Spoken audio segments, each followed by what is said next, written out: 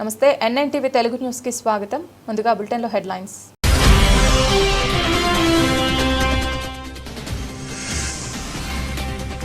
సర్దార్ వల్లభాయ్ పటేల్ జయంతి పురస్కరించుకొని my Bharat central department minister of youth affairs and sports ఆధ్వర్యంలో Ekta rally.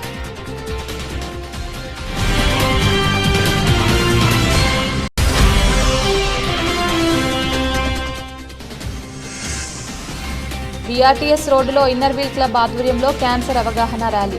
పాల్గొన్న MLA bonda Uma.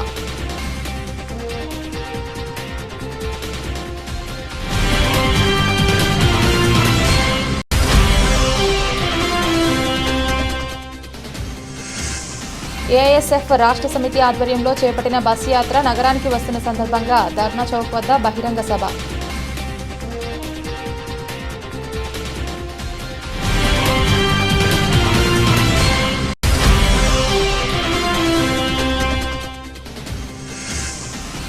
రాజధాని నిర్మాణ పనుల పురోగతి, బ్యూటిఫికేషన్, రైతులకు రిటర్నబుల్ ప్లాట్ల రిజిస్ట్రేషన్ అంశాలపై సీఎం చంద్రబాబు సమీక్ష.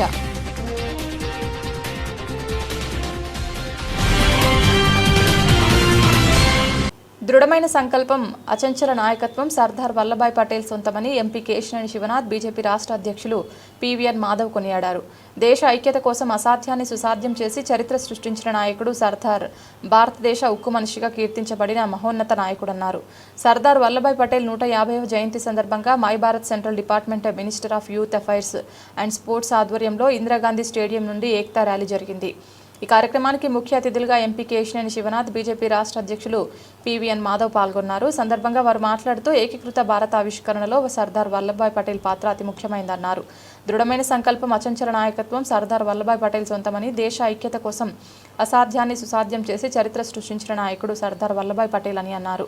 అనంతరం జెండా ఊపి ర్యాలీ ప్రారంభించారు. ఇందిరాగాంధీ స్టేడియం నుంచి బెంచ్ సర్కిల్ వరకు ఏక్తా ర్యాలీ సాగింది. ఈ సందర్భంగా చిన్నారులు నిర్వహించిన సాంస్కృతిక కార్యక్రమాల్లో సాంప్రదాయ నృత్య ప్రదర్శన సభ్యులను ఆకట్టుకుంది.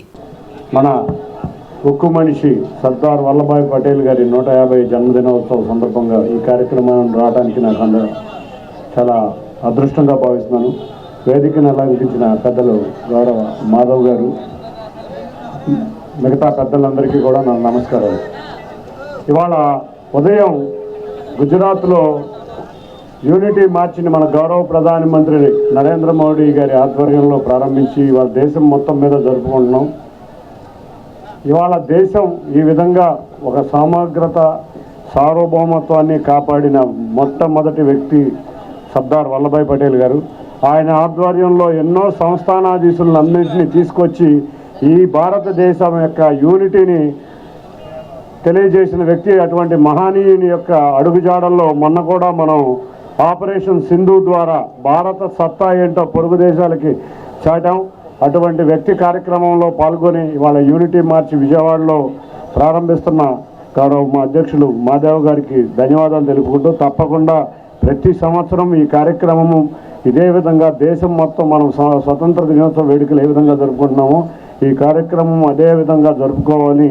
మన యొక్క సమగ్రతని, మన సార్వభౌమత్వాన్ని, మన దేశ యొక్క విశిష్టతని తెలిపించిన అటువంటి వ్యక్తుల్ని మనం స్మరించుకుందామని తెలియజేసుకుంటూ ఈ అవకాశం ఇచ్చిన పెద్దలందరికీ కూడా పేరు పేరున ధన్యవాదాలు. Thank you sir, thank you so much. మరి గవర్నమెంట్ ఆఫ్ ఇండియా మేరా యువ భారత్ నిర్వహిస్తున్నటువంటి సర్దార్ వల్లభాయ్ పటేల్ గారి 150వ జయంతి ఉత్సవాలలో మరి ఈరోజు ముఖ్య అతిథిగా విచ్చేసినటువంటి క్యాన్సర్ను ప్రారంభ దశలో గుర్తించినట్లయితే చికిత్స విజయవంతమయ్యే అవకాశాలు చాలా ఎక్కువగా ఉంటాయని ఎమ్మెల్యే బోండా ఉమామహేశ్వరరావు వెల్లడించారు. ఆడపిల్లలు, యువత తమ ఆరోగ్యం పట్ల మరింత శ్రద్ధ వహించి క్రమం తప్పకుండా ఆరోగ్య పరీక్షలు చేయించుకోవడం అలవర్చుకోవాలని సూచించారు. క్యాన్సర్ అవేర్నెస్ ప్రోగ్రాం ఏర్పాటు చేసిన నిర్వాహకులకు అభినందనలు తెలిపారు. శుక్రవారం బీఆర్టీఎస్ రోడ్లో ఇన్నర్ వీల్స్ క్లబ్ ఆధ్వర్యంలో క్యాన్సర్ అవగాహన ర్యాలీ జరిగింది. ఈ కార్యక్రమానికి ముఖ్య అతిథిగా సెంట్రల్ నియోజకవర్గ శాసనసభ్యులు బోండా ఉమామహేశ్వరరావు పాల్గొని జెండా ఊపి ర్యాలీ ప్రారంభించారు. సందర్భంగా ఆయన మాట్లాడుతూ నేడు ప్రపంచం మొత్తం క్యాన్సర్ను జయించడం కోసం పోరాడుతుందన్నారు. మొదటి దశలో గుర్తించడం ద్వారా క్యాన్సర్ను జయించవచ్చన్నారు. నేడు లేటెస్ట్ టెక్నాలజీ, లేటెస్ట్ ట్రీట్మెంట్తో పాటు అనేక క్యాన్సర్లకి మందులు, వ్యాక్సిన్ కూడా వచ్చాయన్నారు. తెలుగుదేశం పార్టీ ఎన్టీఆర్ ట్రస్ట్ ద్వారా ఉచితంగా క్యాన్సర్ ట్రీట్మెంట్ ఇస్తుందన్నారు. అవేర్నెస్ ప్రోగ్రాం ఏర్పాటు చేసిన నిర్వాహకులను అభినందించారు. ఇవాళ విజయవాడ నగరంలో ఇన్నర్ వీల్ క్లబ్బు చాలా యాక్టివ్ అయినటువంటి క్లబ్బు. దీంట్లో ఉన్నటువంటి మా సోదరీమణులు నిత్యం సమాజం కోసం ముఖ్యంగా మహిళల కోసం ఏదో ఒక అవేర్నెస్ కార్యక్రమం, అనేకమైనటువంటి social activities Inner Wheel Club ద్వారా జరుగుతూ ఉంటాయి. ఈరోజు చాలా మంచి కార్యక్రమాన్ని వీళ్ళు సెంట్రల్ నియోజకవర్గంలో BRTS రోడ్లో తీసుకోవడం జరిగింది. దానికి ఈ నియోజకవర్గ శాసనసభ్యుడిగా మా పార్టీ అందరం కూడా మా సోదరీమణులకి పూర్తి మద్దతు తెలియజేస్తూ మేము కూడా దీంట్లో పాల్గొనడం జరిగింది. ముఖ్యంగా ఇది క్యాన్సర్ అవేర్నెస్ ప్రోగ్రాం. ఇవాళ ప్రపంచం మొత్తం పోరాడుతూ ఉంది క్యాన్సర్ని జయించడం కోసం. క్యాన్సర్ని జయించాలనంటే ప్రిలిమినరీ స్టేజ్లోనే, మొట్టమొదటి పరిస్థితుల్లోనే దాన్ని మనం డయాగ్నైజ్ చేస్తే చాలా వరకు క్యూర్ అయిపోయే పరిస్థితి. ఇవాళ లేటెస్ట్ టెక్నాలజీ, లేటెస్ట్ ట్రీట్మెంట్తో అనేక క్యాన్సర్లకి మందులు వచ్చినాయి, వ్యాక్సిన్స్ వచ్చినాయి. దాన్ని సామాన్య ప్రజలు అర్థం చేసుకోవాల్సిన అవసరం ఉంది. ఇవాళ ఉచితంగా NTR ట్రస్ట్ ద్వారా మేము బ్రెస్ట్ క్యాన్సర్తో పాటు సర్వైవల్ క్యాన్సరు స్క్రీనింగ్ టెస్టులు ఎక్కడైతే స్లమ్ ఏరియాస్ ఉన్నాయో ఆ స్లమ్ ఏరియాస్కి తీసుకెళ్ళి ఉచితంగా చేస్తూ ఉన్నాం. పెద్ద ఎత్తున ఈ ప్రభుత్వ లక్ష్యం. రాజకీయ నాయకులు అధికారంలో ఉన్నప్పుడు ఒకలా, లేనప్పుడు ఒకలా ద్వంద్వ వైఖరి అవలంబిస్తున్నారని CPI నగర కార్యదర్శి G. కోటేశ్వరరావు ఆరోపించారు. ఎన్నికల్లో ఇచ్చిన హామీల మేరకు కూటమి ప్రభుత్వం విద్యార్థులకు చెల్లించాల్సిన బకాయిలను చెల్లించలేదని, ప్రభుత్వ మెడికల్ కళాశాలను ప్రైవేట్ వ్యక్తులకు దారాదత్తం చేయడం అమానుషమైన చర్యగా వర్ణించారు. AISF రాష్ట్ర సమితి ఆధ్వర్యంలో విద్యారంగంలో నెలకొన్న సమస్యలను పరిష్కరించాలని బస్ యాత్ర జరుగుతున్న నేపథ్యంలో శుక్రవారం నగరానికి బస్ యాత్ర వస్తున్న సందర్భంగా ధర్నా చౌక్లో బహిరంగ సభ జరిగింది. ఈ కార్యక్రమంలో నగర కార్యదర్శి G. కోటేశ్వరరావు హాజరై మాట్లాడుతూ విద్యార్థుల పట్ల రాష్ట్ర ప్రభుత్వం ద్వంద్వ వైఖరి అవలంబిస్తుందన్నారు. విద్యార్థులకు చెల్లించవలసిన స్కాలర్షిప్లు చెల్లించడం లేదన్నారు. యూనివర్సిటీలో ఉపాధ్యాయుల పోస్టులను భర్తీ చేయడం లేదన్నారు. ప్రభుత్వ వైద్య కళాశాలలో ప్రైవేటు పరం చేసేందుకు ప్రభుత్వం ప్రయత్నిస్తోందన్నారు. విద్యార్థుల సమస్యల కోసం CPI ఆధ్వర్యంలో బస్ యాత్ర చేపట్టినట్లు చెప్పారు. బస్ యాత్ర నేడు విజయవాడకు వస్తుందని, అందుకోసం స్వాగత సభ ఏర్పాటు చేశామని తెలిపారు. బందెల నాసర్జీ, AISF రాష్ట్ర ప్రధాన కార్యదర్శి, రాష్ట్ర వ్యాప్తంగా నెలకొన్న విద్యారంగ సమస్యల్ని పరిష్కరించాలని డిమాండ్ చేస్తూ అఖిల భారత విద్యార్థి ఫెడరేషన్ AISF రాష్ట్ర సమితి ఆధ్వర్యంలో అక్టోబర్ 22 నుంచి నవంబర్ 12 వరకు ఇచ్చాపురం నుండి హిందూపురం వరకు రాష్ట్ర వ్యాప్తంగా బస్సు యాత్ర నిర్వహిస్తూ ఉన్నాం. ఈ బస్సు యాత్ర కార్యక్రమంలో భాగంగా రాష్ట్ర వ్యాప్తంగా వేలాది మంది విద్యార్థులను సమీకరించి బహిరంగ సభలు ఏర్పాటు చేసి ఏదైతే ఈ కూటమి ప్రభుత్వం చేసినటువంటి విద్యార్థులకు చేసిన కుట్రల్ని వివరిస్తూ ఈరోజు చైతన్యపరుస్తూ ఉన్నాము. ప్రధానంగా ఈ రాష్ట్ర విద్యాశాఖ మంత్రి నారా లోకేష్ గారు తాను అధికారంలోకి రాకముందు యువగలం పాదయాత్రలో విద్యార్థులకి అనేక హామీలు ఇచ్చి అధికారంలోకి వచ్చారు. ఈరోజు ఒక్కటంటే ఒక్క హామీ కూడా విద్యార్థులకు నెరవేర్చలేదు. రాష్ట్ర వ్యాప్తంగా 6,400 కోట్ల రూపాయల ఫీజు రియంబర్స్మెంట్ పెండింగ్లో ఉన్నాయి. ఇంతవరకు ఏ విద్యార్థికి విడుదల చేయలేదు. రాష్ట్రంలో బీటెక్లు, డిగ్రీలు, పీజీలు పూర్తి చేసుకొని 10,36,000 మంది పైగా విద్యార్థులు రోడ్ల మీద చదువుకు సర్టిఫికేట్లు లేక నిరుద్యోగులుగా తిరుగుతూ ఉన్నారు. అదేవిధంగా మేము అధికారంలోకి వస్తే మెడికల్ కళాశాలల్ని ప్రైవేటీకరణ చేయనని చెప్పావు. కానీ అధికారంలోకి వచ్చిన తర్వాత గత వైసీపీ ప్రభుత్వం కేవలం సీట్లు మాత్రమే అమ్ముకుంది. కానీ ఈ కూటమి ప్రభుత్వం మాత్రం పూర్తిగా కళాశాలను అమ్మేస్తూ ఉంది. పబ్లిక్ ప్రైవేట్ పార్ట్నర్షిప్ పేరుతో ఈరోజు విద్యార్థులకు పూర్తిగా MBBS దూరం చేస్తూ ఉంది. అదేవిధంగా పేద వర్గాల ప్రజలకి దోమల వల్ల కలిగే వ్యాధుల నుండి నివారణ కొరకు ఫ్రైడే డ్రైడే నిర్వహణలో ప్రజలకు అవగాహన కల్పించాలని విజయవాడ నగరపాలక సంస్థ కమిషనర్ ధ్యానచంద్ర ఆదేశాల మేరకు శుక్రవారం ఉదయం జెండా చెట్టు సెంటర్, 1 టౌన్ ప్రాంతాల్లో ఫ్రైడే డ్రైడే కార్యక్రమాన్ని నిర్వహించి ప్రజలు దోమల బారిన పడకుండా ఉండేందుకు VMC సిబ్బంది అవగాహన కల్పించారు. అందులో భాగంగా అక్కడ నివసిస్తున్న ప్రజలు వారి ఇళ్లలో ఉన్న నీటి నిల్వలను శుభ్రం చేస్తూ ప్రతి ఫ్రైడే డ్రైడే నిర్వహించాలని, వారికి అవగాహన కల్పిస్తూ దోమలు పెరగకుండా యాంటీ లార్వా ఆపరేషన్లు నిర్వహించారు. ఈ కార్యక్రమంలో శానిటరీ సూపర్వైజర్ సోమరాజు గారు, శానిటరీ ఇన్స్పెక్టర్, మలేరియా సిబ్బంది, ANMలు, ఆశా వర్కర్లు పాల్గొన్నారు. మలేరియా, డెంగ్యూ లాంటి వ్యాధులు కలుగుతాయి. ముఖ్యంగా డెంగ్యూ వ్యాధులు కలిగేటువంటి టైగర్ దోమ, ఈడిస్ దోమ మన ఇళ్ళు పరిసరాల్లో, ముఖ్యంగా మన పూల కుండీలు, మన రిఫ్రిజిరేటర్లో అడుగు భాగంలో ఉండేటువంటి చిన్న పేర్లో ఉన్నటువంటి కొద్ది నీటిలోనే పెరిగి ఈ డెంగ్యూ దోమకు ఉన్నటువంటి లక్షణం ఏమిటంటే అది ఎక్కడికి పోదు, పెంపుడు కుక్కలాగా మన ఇంట్లోనే దొరుకుతుంది. 3 అడుగుల మించి పైకి ఎగరలేదు, 50 మీటర్ల దూరం వెళ్ళలేదు.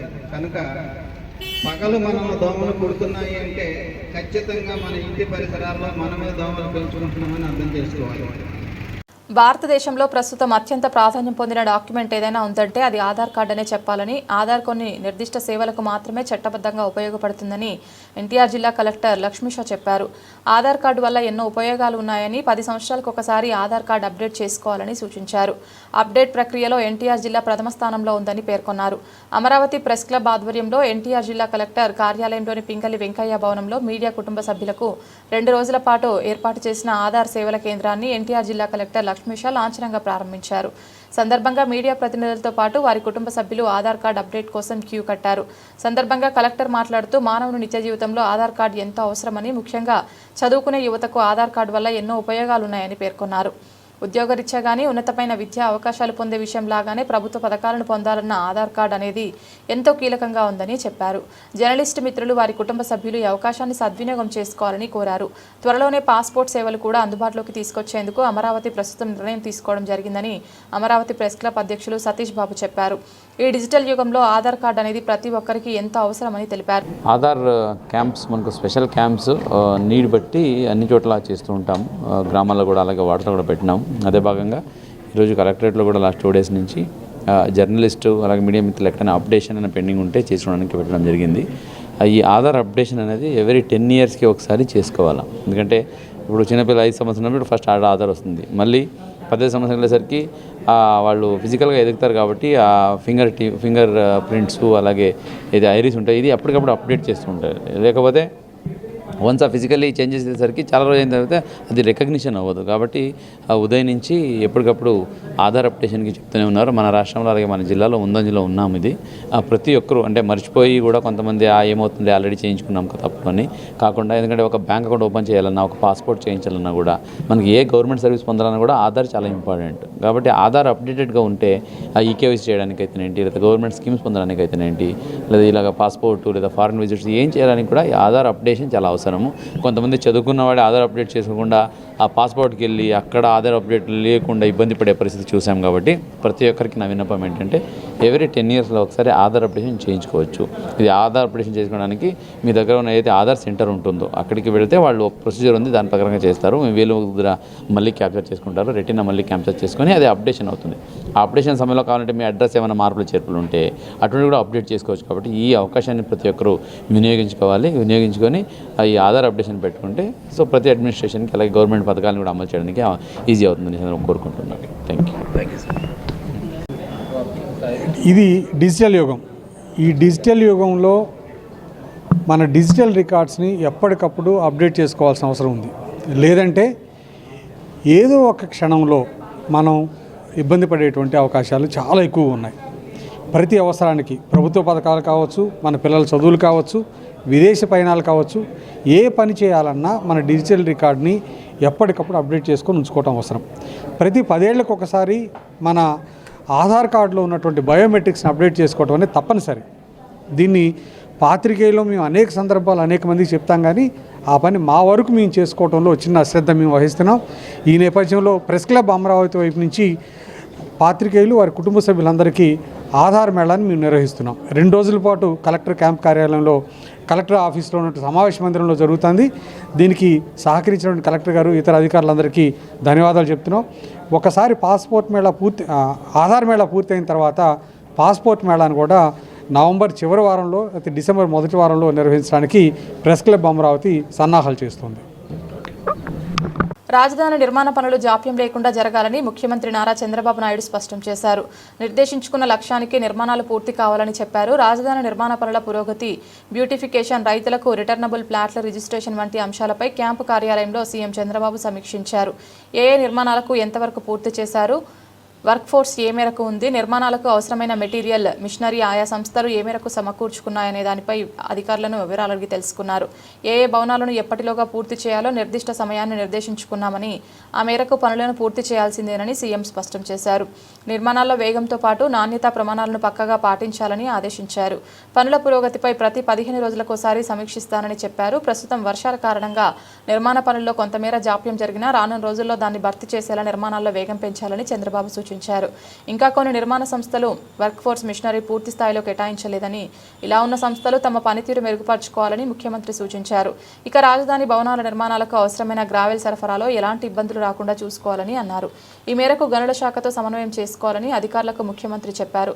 రాజధాని నిర్మాణానికి భూములు ఇచ్చిన రైతులకు రిటర్నబుల్ ప్లాట్ల రిజిస్ట్రేషన్ ప్రక్రియ ఎంతవరకు పూర్తయిందని సీఎం ఆరా తీశారు. రిటర్నబుల్ ప్లాట్ల రిజిస్ట్రేషన్ల విషయంలో రైతులకు ఏమాత్రం ఇబ్బందులు రావద్దని మంత్రి నారాయణ అధికారులను సీఎం ఆదేశించారు. ఈ సందర్భంగా రిటర్నబుల్ ప్లాట్ల రిజిస్ట్రేషన్కు సంబంధించిన వివరాలు అధికారులు అందించారు.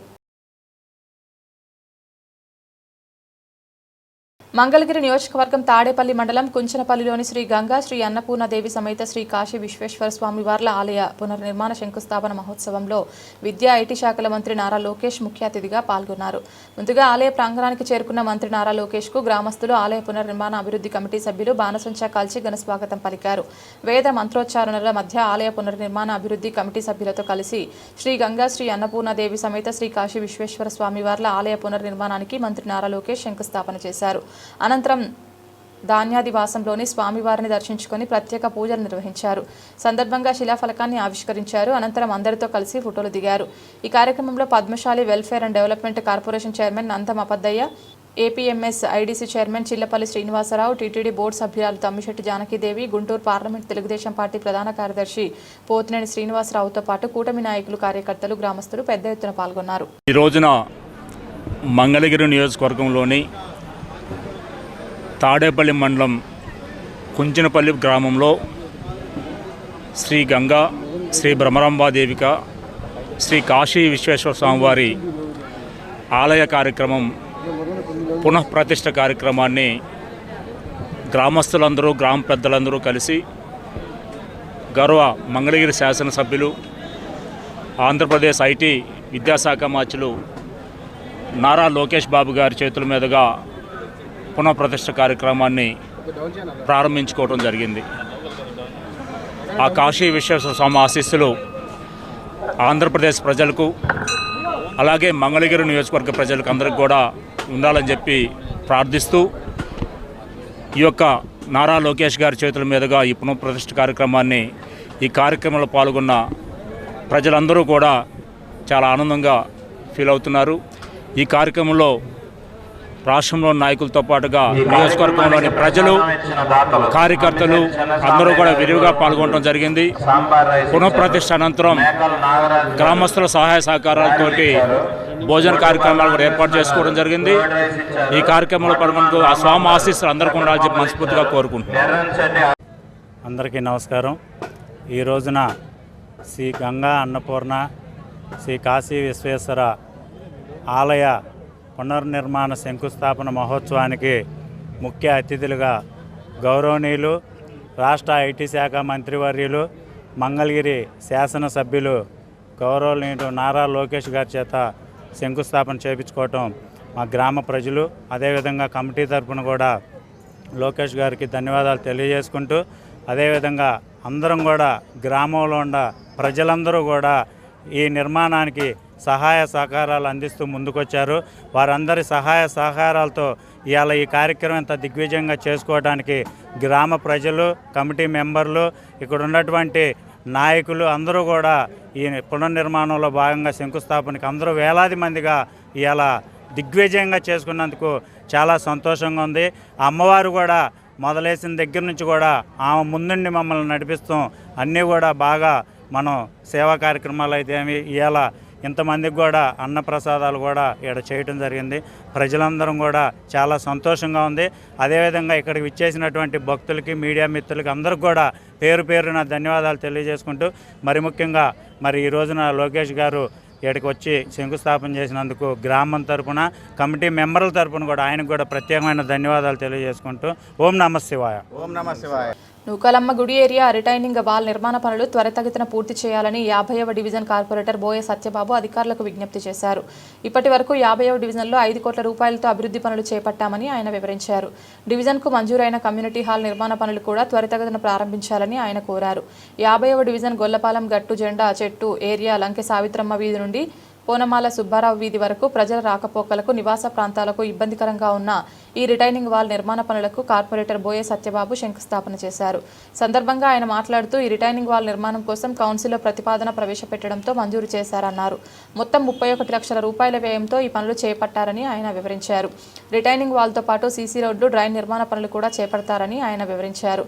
మోంతా తుఫానుకు కురిసిన భారీ వర్షాల వల్ల చెక్క వెంకన్న ఇంటి రిటైనింగ్ వాల్ కూలిందని వాటిని కూడా త్వరగా మంజూరు చేయాలని ఆయన అధికారులను కోరారు. ఇప్పటి వరకు డివిజన్లో గొల్లపాలెం, గట్టు మహంతిపురం గ్రామాల్లో సుమారు 5 కోట్ల విలువైన అభివృద్ధి పనులు మంజూరు చేయించామన్నారు. మంజూరైన కమ్యూనిటీ హాల్, నూకాలమ్మ గుడి ఏరియా రిటైనింగ్ వాల్ నిర్మాణ పనులు త్వరగా ప్రారంభించి సకాలంలో పూర్తి చేయాలని సత్యబాబు అధికారులకు విజ్ఞప్తి చేశారు. ఈ కార్యక్రమంలో AE G mark, sanitary inspector Ravishankar, ఇంకా స్థానికులు జి నాగ, ఎల్ సావిత్రి తదితరులు పాల్గొన్నారు. విజయవాడ నగరపాలక సంస్థ 50వ డివిజన్ గొల్లపాలెం గట్టు కొండ ప్రాంతానికి సంబంధించి లంకే సావిత్రమ్మ ఇంటి రోడ్డు నుంచి పొనమాల సుబ్బారావు వీధి వరకు ఉన్నటువంటి రిటైనింగ్ వాల్ నిర్మాణాన్ని మరి మంజూరు చేయడం కోసం కమిషనర్ గారికి దరఖాస్తు చేయగా 31 లక్షల వ్యయంతో ఈ రిటైనింగ్ వాల్ నిర్మాణం శాంక్షన్ అయింది. ఈరోజు శంకుస్థాపన కార్యక్రమం కూడా చేపట్టడం జరిగింది. ఈ రిటైనింగ్ వాల్ 3 నెలల్లో ఈ నిర్మాణాన్ని కంప్లీట్ చేసేదానికి మరి ఏఈ మార్క్స్ గారు కూడా స్థానిక ప్రజలకు తెలియజేశారు. ఇది నాణ్యత పరంగా ప్రజలకి త్వరగా అందుబాటులో వచ్చే విధంగా పూర్తి చేయాలని కోరుతున్నాం. మొన్న జరిగిన తుఫాను నష్టానికి పడిపోయినటువంటి చక్కా వెంకన్న గారి రిటైనింగ్ వాళ్ళు, అలాగే ఇల్లు కూడా ధ్వంసమైన పరిస్థితి. వీటిని కూడా వెంటనే నిర్మాణానికి నిధులు మంజూరు చేసి వాటిని కూడా పూర్తి చేసే విధంగా చర్యలు తీసుకోవాలని కోరుతున్నాం. ఇంకా కొండ పైభాగంలో ఉన్నటువంటి ప్రమాదకరంగా ఉన్న చెట్లు, అలాగే ఈ వీధిలో ఉన్నటువంటి భారీగా పెరిగిపోయిన రావి చెట్టు ఇళ్ళ యొక్క పునాదులను కూడా పెకిలించి వేస్తుంది. కాబట్టి ఇటువంటి ఇళ్ళకి, ప్రజలకి ప్రమాదకరంగా ఉన్నటువంటి చెట్ల విషయంలో కూడా కమిషనర్ గారు స్పందించి తగు చర్యలు తీసుకొని ప్రజల ఆస్తులకి, ప్రాణాలకి నష్టం లేకుండా మరి నిర్ణయాలు తీసుకోవాల్సిందిగా, అలాగే ఈ రిటైనింగ్ వాల్ నిర్మాణానికి సహకరించినటువంటి కమిషనర్ గారికి, అధికారులకి డివిజన్ ప్రజానీకం తరఫున ధన్యవాదాలు తెలియజేస్తున్నాను. తుఫాను ప్రభావంతో పలు కుటుంబాలు తమ ఇళ్లను వదిలి పునరావాస కేంద్రాలలో తలదాచుకున్నారని ఎన్డీఏ కూటమి ప్రభుత్వం తరపున బాధిత కుటుంబాలకు నిత్యావసర వస్తువులు అందిస్తున్నామని ఎమ్మెల్యే బోండా ఉమామహేశ్వరరావు చెప్పారు. పంచదార, వంట నూనె, ఉల్లిపాయలు, బంగాళదుంపలు, 25 కేజీల బియ్యం సంచులు అందజేయగా మత్స్యకార కుటుంబాలకు 50 కేజీల బియ్యం సంచులు అందజేసి, అలాగే పునరావాస కేంద్రాల్లో తలదాచుకున్న వారికి ప్రతి కుటుంబానికి 3,000 రూపాయల చొప్పున బాధితులకు అందజేస్తున్నామని తెలిపారు.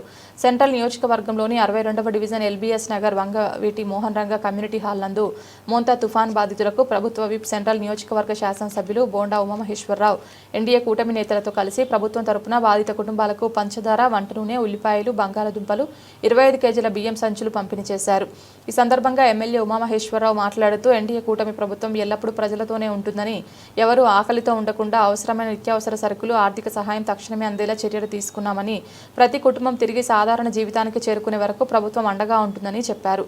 ఎన్డీఏ కూటమి ప్రభుత్వం ఎల్లప్పుడూ ప్రజలతోనే ఉంటుందని, వారి కష్టసుఖాల్లో పాలు పంచుకుంటుందని, ఎవరూ ఆకలితో ఉండకూడదనే లక్ష్యంతో అవసరమైన నిత్యావసర సరుకులు మరియు ఆర్థిక సహాయం తక్షణమే అందేలా ప్రభుత్వం అన్ని చర్యలు తీసుకుందని, తుఫాన్ వల్ల నష్టపోయిన ప్రతి కుటుంబం తిరిగి సాధారణ జీవితానికి చేరుకునే వరకు ప్రభుత్వం వారికి అండగా ఉంటుందని, అవసరమైన అన్ని సహాయ సహకారాలు అందిస్తుందని హామీ ఇచ్చారు.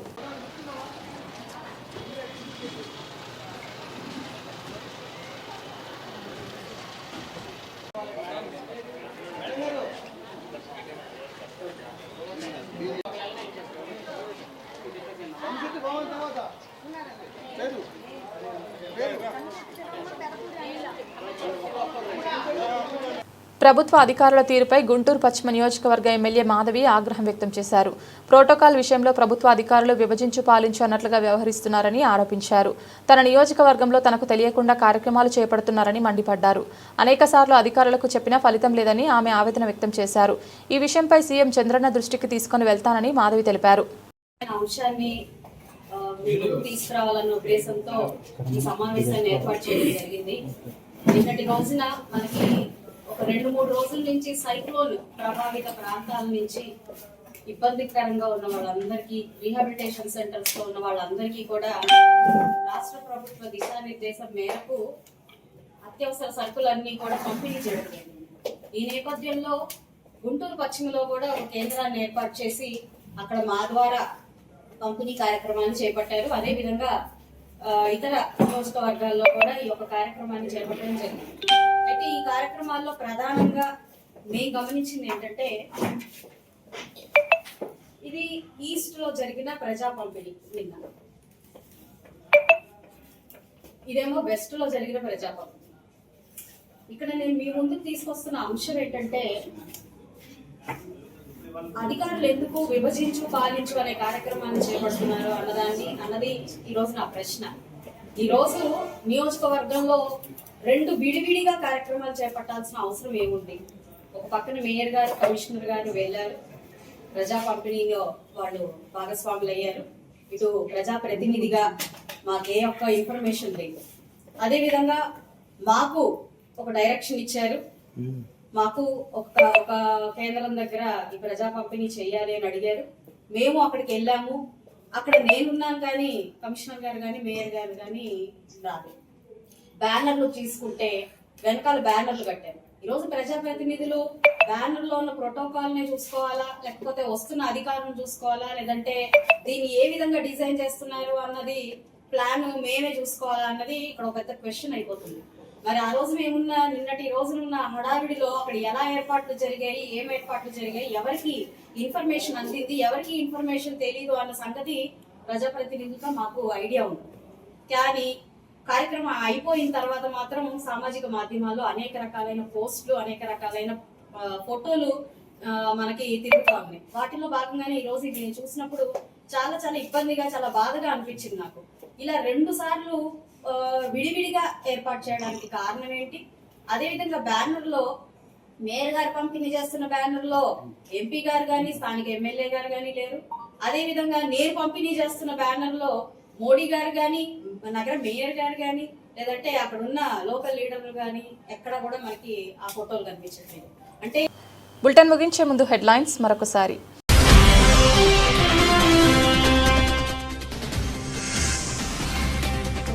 సర్దార్ వల్లభాయ్ పటేల్ జయంతి పురస్కరించుకొని my Bharat central department, minister of youth affairs and sports ఆధ్వర్యంలో ఏక్తా ర్యాలీ.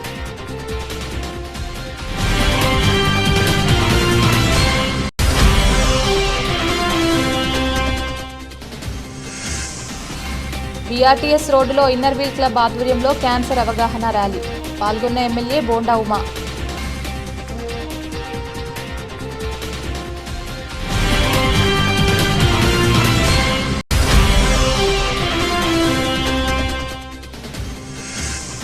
ఏఐఎస్ఎఫ్ రాష్ట్ర సమితి ఆధ్వర్యంలో చేపట్టిన బస్ యాత్ర, నగరానికి వస్తున్న సందర్భంగా ధర్నా చౌక్ వద్ద బహిరంగ సభ.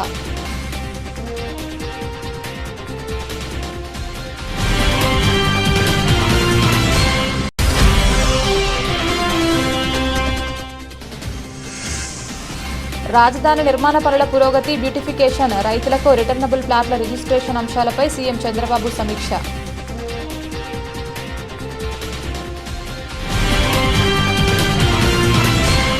ఇది ఇవాల్టి బులెటిన్. తిరిగి మరొక బులెటిన్లో మళ్ళీ కలుద్దాం. అంతవరకు సెలవు. నమస్కారం.